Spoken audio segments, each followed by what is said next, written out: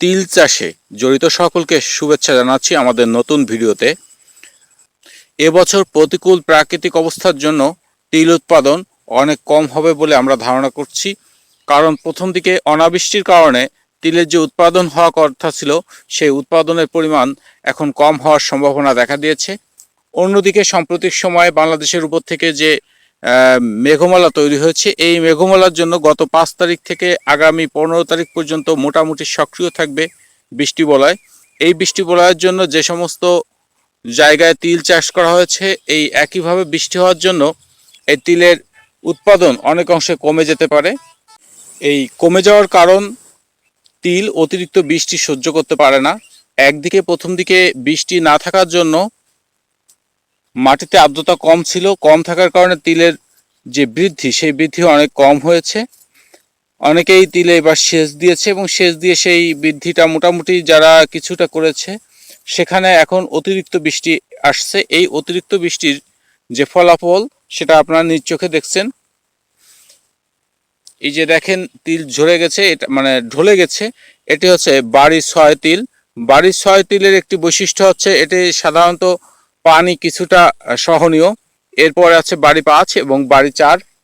তো বাড়ি 6 দেখছেন এবং এই তিলটা হচ্ছে বাড়ি 4 এবং সামনে দেখছেন বাড়ি 5। আমরা এভাবে পরীক্ষামূলকভাবে এখানে কৃষি গবেষণা ইনস্টিটিউটের সহযোগিতায় মাঠ পর্যায়ে এই পরীক্ষা করছি এবং এই পরীক্ষায় কোন তিল আমাদের অঞ্চলে সবথেকে বেশি চাষ করা যাবে এবং এই আবহাওয়ার সাথে কোনটি মিলবে এটাই আমরা দেখার চেষ্টা করছি।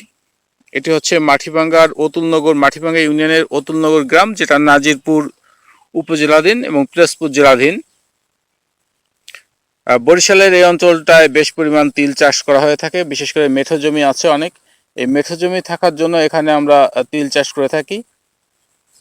তো এই তিলের এবছরের উৎপাদন আশা করা যায় আমরা যেটা চেয়েছিলাম সেই পর্যায়ে যাবে না। তারপরও আজকের ভিডিওতে আমি আপনাদের জানাতে যাচ্ছি তিল গাছে যদি আপনার এখন কি যত্ন নিতে হবে এ বিষয়ে, বিশেষ করে যেহেতু এখানে বৃষ্টি হচ্ছে এবং হয়েছে, এখন এই বৃষ্টি থেকে উৎপাদন পূর্ণমাত্রায় রাখার জন্য যে যে করণীয় সেই বিষয়ে জানাতে চাচ্ছি। আপনাদের ভিডিওটি ভালো লেগে থাকলে অবশ্যই একটি লাইক করবেন, কমেন্ট করবেন এবং এই ভিডিওটি অন্যদের দেখার সুযোগ করে দেবেন।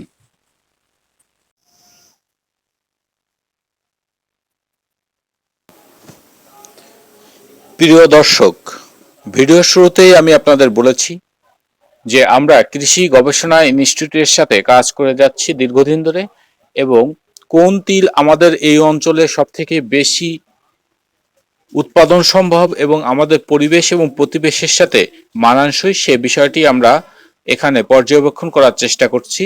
সেই আলোকে আমরা 3 প্রকার তিল এখানে বপন করেছি এবং 3 প্রকার তিলই এখানে বেশ ভালোভাবে হয়েছে বললে চলে। তবে অনাবৃষ্টির জন্য আর্দ্রতা কম ছিল, এ কারণে তিলের উৎপাদন বেশ কম ছিল, গাছ খাটো ছিল। সেই অবস্থায় আমরা একটি সেচ প্রদান করার পরে সেই তিলের বৃদ্ধি অনেক বেশি হয়েছিল। পরবর্তী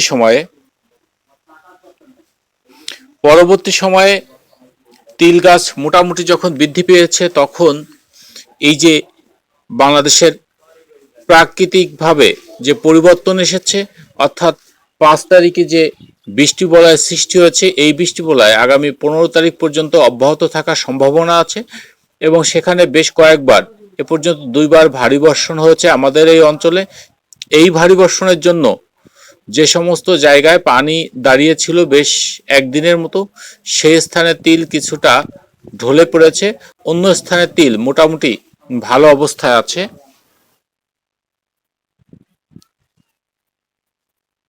বাড়ি তিল 4, বাড়ি তিল 5 এবং বাড়ি তিল 6 এখানে রোপণ করা হয়েছে এবং রোপণ করা হয়েছিল 7 তারিখ মার্চ মাসের 2024 খ্রিস্টাব্দের।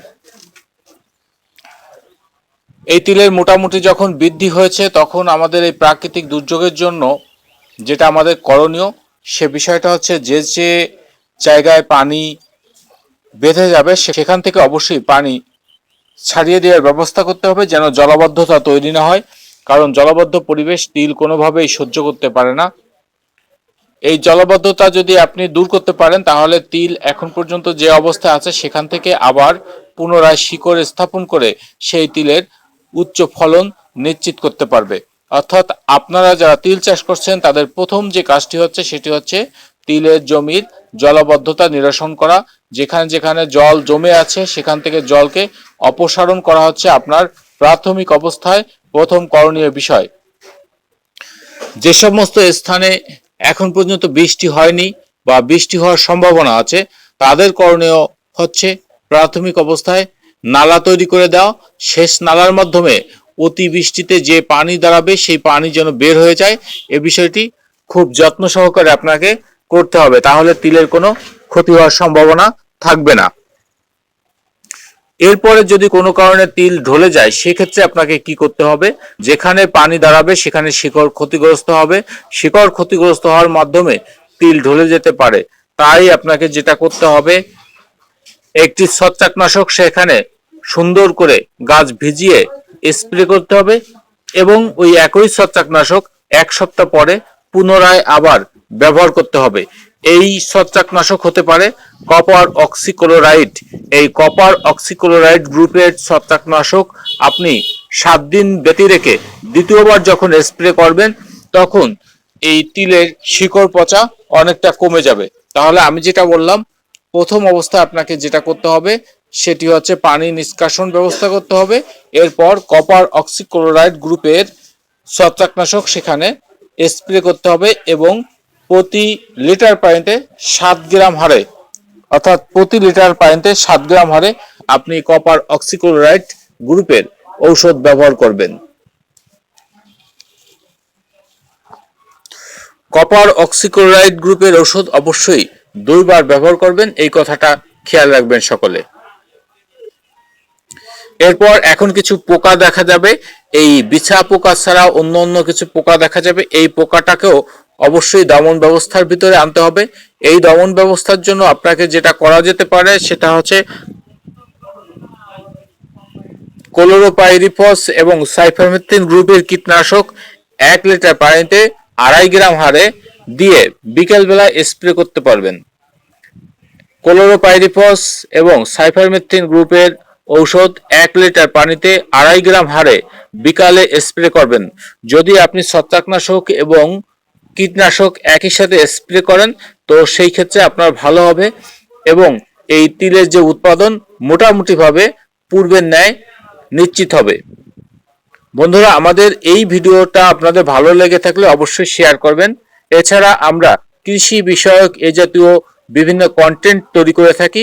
এই কন্টেন্টগুলো আপনারা দেখার জন্য এখন থেকে ইউটিউব ছাড়াও ফেসবুক, ইনস্টাগ্রাম এবং টিকটকেও আমাদের ভিডিওগুলো পাবেন। তাই আপনারা অবশ্যই আমাদের ভিডিওগুলো শেয়ার করে দেবেন। সবাই ভালো থাকবেন।